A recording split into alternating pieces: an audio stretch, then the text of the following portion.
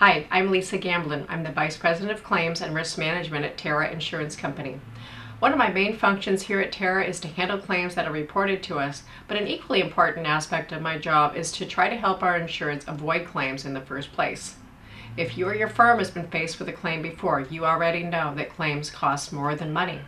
They cost you time in responding to the claims, producing documents, meeting with attorneys, and attending mediations. In addition, you may suffer lost productivity, potential loss of a client or business goodwill, and you may even experience some sleepless nights. So it's important to be vigilant and proactive in addressing the signs of claims when they arise. To help you in that effort, I'm here to talk to you today about precursors to claims and the top 5 signs a claim may be coming, and what you can do when you see these signs. The first precursor to claims is slow pay, no pay of receivables, and this can take the form of an underfunded owner, a project being over budget, or a problem or dissatisfaction with your work. Working with an underfunded or over-leveraged client often results in your bills not being paid or being paid late. This could make it tempting to file a fee claim, but fee claims almost always generate counterclaims alleging errors and omissions. Defending such a claim could actually cost you more than your fee was in the first place. Also, slow pay or no payment often means the client is not happy with your work or your bills in some way.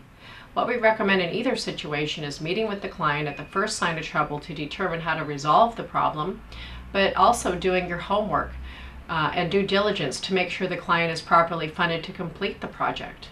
Also, make sure your contract's payment terms are clear and hold the client to these terms throughout the course of the project. The second sign of a claim is value engineering. Many of our claims, including some of our most significant ones, can be traced to value engineering. We find that your initial work product often already represents the most efficient or economical approach to the project. So when you're asked to cut your scope or find ways to make the project cheaper, problems can and often do result.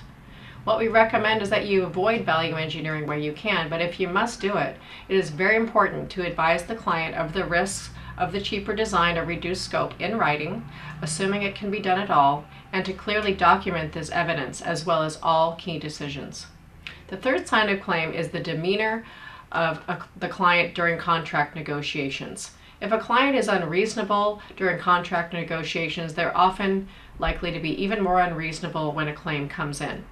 If you're presented with an unreasonable or uninsurable contract that the client won't even negotiate, you may be better off walking from the job. The fourth sign of a claim is a tight project schedule, and often this is unavoidable and beyond your control. But a tight project schedule tends to make thorough documentation and review more difficult, but that doesn't mean it's any less important than any other project. You may be asked to sign something or perform work out of your scope, but it's important that you not do that unless you have the proper protection in the way of a contract, amendment, or a reliance letter in place to protect you. It is wise to resist volunteering your services, even if done as a favor to your client. Such favors, unfortunately, are seldom recalled or rewarded in the claims and litigation context. The fifth common sign of a claim is the unresponsive client.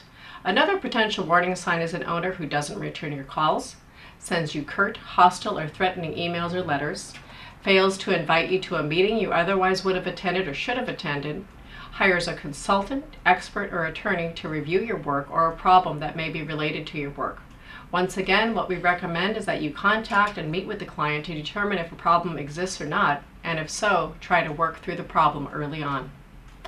In summary, these are just 5 of the most common precursors to claims that we see here at Terra. If you experience any of these or similar situations on a project, we recommend that you find a way to get to the bottom of them and do so proactively before they deteriorate into a claim or lawsuit. And as always, feel free to contact me at any time to talk over situations like this. We're always happy to work with you to diffuse potential problems with the goal of minimizing the chance of a claim being filed against your firm. Thank you very much for your time and attention.